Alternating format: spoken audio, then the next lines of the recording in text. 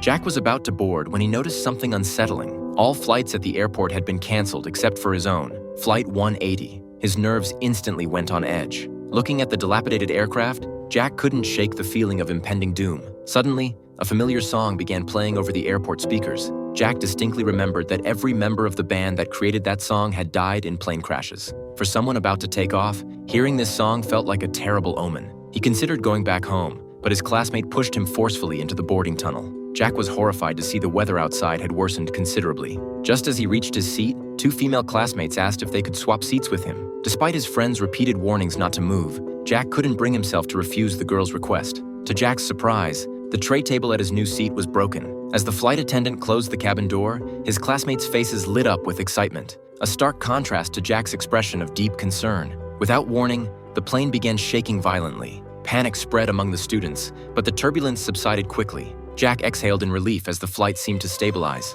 His calm lasted only 3 minutes before the aircraft began behaving erratically again. This time, the turbulence was far more severe. As the plane spiraled out of control, oxygen masks dropped from overhead, though they would provide little more than psychological comfort now.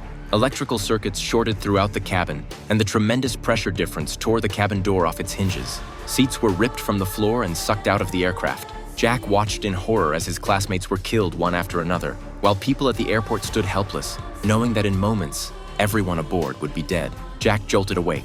The scene of the two girls asking to switch seats replayed before his eyes. Terrified, he ran to the seat next to his friend and discovered the tray table was indeed broken, exactly as in his vision. This confirmed what he had experienced wasn't just a nightmare. Frantically, Jack urged his classmates to get off the plane, warning that it was about to explode. His outburst caused widespread panic.